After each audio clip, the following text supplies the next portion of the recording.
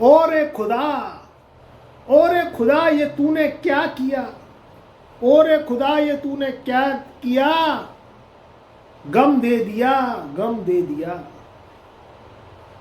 3 माह का खेल बहुत अद्भुत है।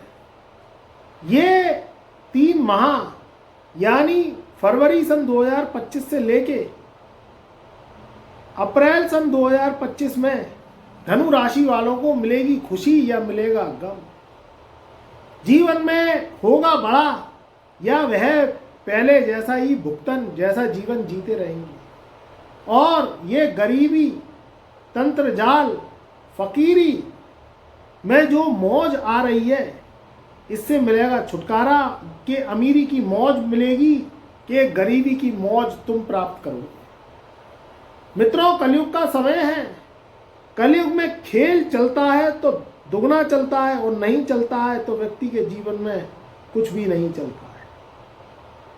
साहब, स्टेटस का जमाना है। ये स्टेटस के चक्कर में व्यक्ति अपने जीवन में दौड़ता चला जा रहा है, भागता चला जा रहा है, मगर ये स्टेटस व्यक्ति के जीवन में काबू नहीं आता। और खुदा ये तूने क्या किया, धनु राशि वालों को गम क्यों दे दिया। कर्ज की स्थिति,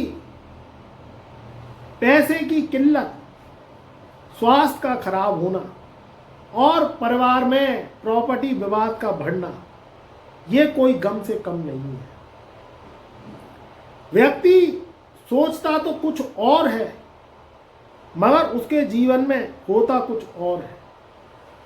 कैसे ये धनु राशि वालों के जीवन में फरवरी सन 2025 से लेके अप्रैल सन 2025 में धनु राशि वालों के जीवन में अब क्या सुख के दिन आएंगे, या वैसे ही खच्चड़ पुराना समय चलता रहेगा। देखो, समय कभी एक सा नहीं रहता। समय पानी के बहाव से चलता रहता है। वक्त का दरिया बहुत निराला है। जब व्यक्ति के जीवन में ग्रह शुभ प्रभाव देते हैं तो उसके जीवन में शुभता आनी शुरू हो जाती है, और जब दुष्टता फैलाना शुरू करते हैं तो दिक्कत, परेशानी, दुख, गरीबी, कष्ट, कर्ज का हो जाना, पैसे का आते आते रुक जाना, रुक रुक के काम होना और कामों तक, अंजाम तक नहीं पहुंचना। मंजिलें उन्हीं को मिलती हैं, मंजिलें उन्हीं को मिलती हैं जिनके पैरों में जान होती है। दोस्तों, मंजिलें उन्हीं को मिलती हैं जिनके पैरों में जान होती है। पैरों से नहीं, हौसलों से उड़ान होती है। तो यहाँ धनु राशि वालों की हौसलों से उड़ान होगी और 4 ग्रहों का खेल चौकड़ी खेल जाएगा, और ये चतुर्भुजी राजयोग धनु राशि वालों के जीवन में लाखों करोड़ों का खेल खेल जाएगा।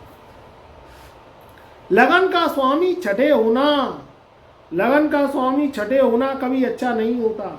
जब लगन का स्वामी 6, 8, 12 में जाता है तो वह व्यक्ति को दुख, कष्ट, तकलीफ, कामों में अड़चन, पैसे का रुक रुक के आना, परिवार में कष्ट, कलेश, स्वास्थ्य का अच्छा ना होना और कर्ज की स्थिति बढ़ जाना, ये सब चीजें होती हैं, चाहे वह जन्म कुंडली में आपके हों, चाहे गोचर कुंडली में इस समय चल रही है। देव गुरु बृहस्पति इस समय छठे भाव में चल रहे हैं, जो कि 14 मई सन 2025 तक चलेंगे। उसके बाद ये छठे भाव से निकल के सप्तम भाव में आ जाएंगे। बात करें सूर्यदेव की, क्योंकि ग्रहों का राजा है। सूर्य को हम शनि, राहु, केतु की तो लगभग चर्चा करते ही हैं, मगर सूर्य पिता है, ग्रहों का राजा है, ग्रहों का सरदार है। इसकी चमक से सारे ग्रह चक्कर लगाते हैं इसके चारों ओर। 15 फरवरी सन 2025 से सूर्य देव धनु राशि वालों के दूसरे घर से निकल के तीसरे घर में बैठ जाएंगे। तो तीसरे घर में अभी 29 मार्च सन 2025 तक शनिदेव विराजमान है, तो सूर्य शनि की युति बनेगी। तो ये भी युति भस्मासुर की युति है। यहाँ स्थितियाँ एकदम से जंप मारती हुई फिर से बदलेंगी, और 10 फरवरी सन 2025 से जो आपकी बुद्धि के कारक हैं, जवान के कारक हैं।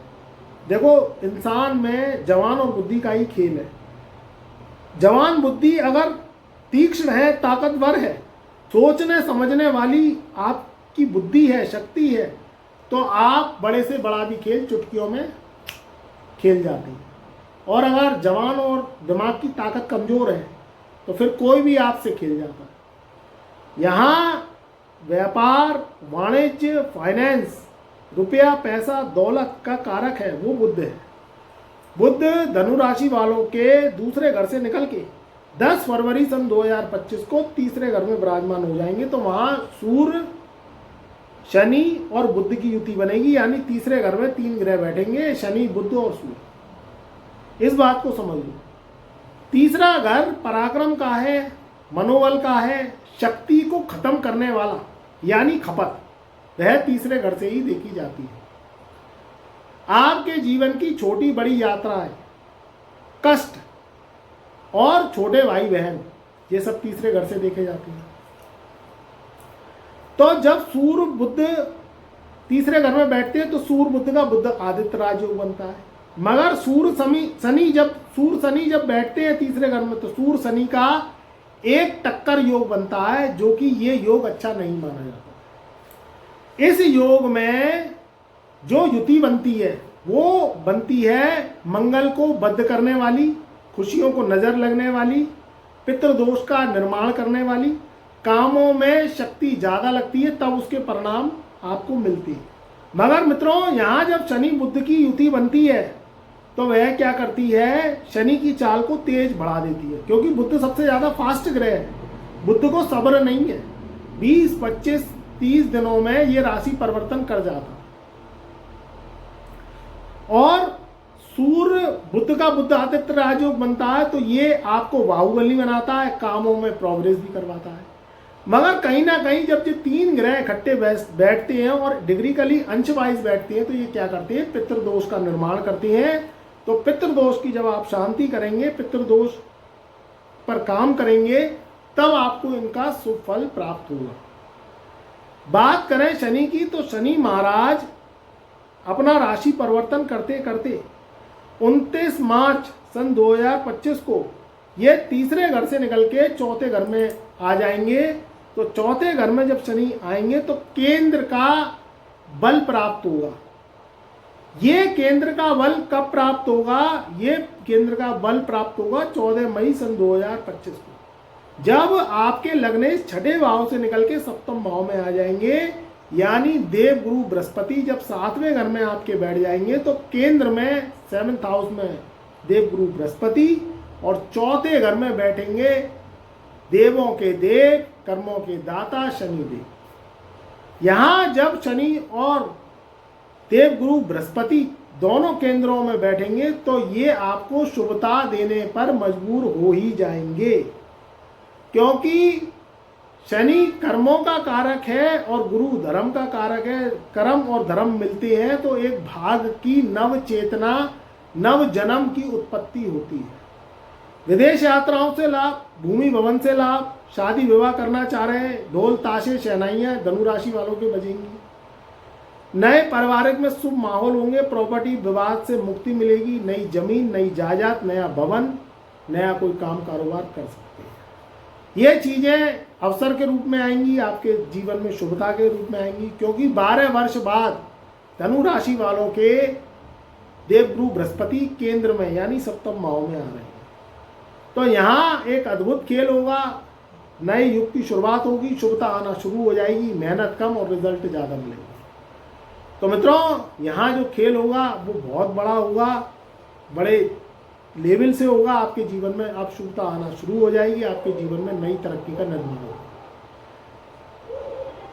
चैनल पर नए आए हैं तो एक बार चैनल को लाइक करें, सब्सक्राइब करें, ज़्यादा से ज़्यादा वीडियो को शेयर करें।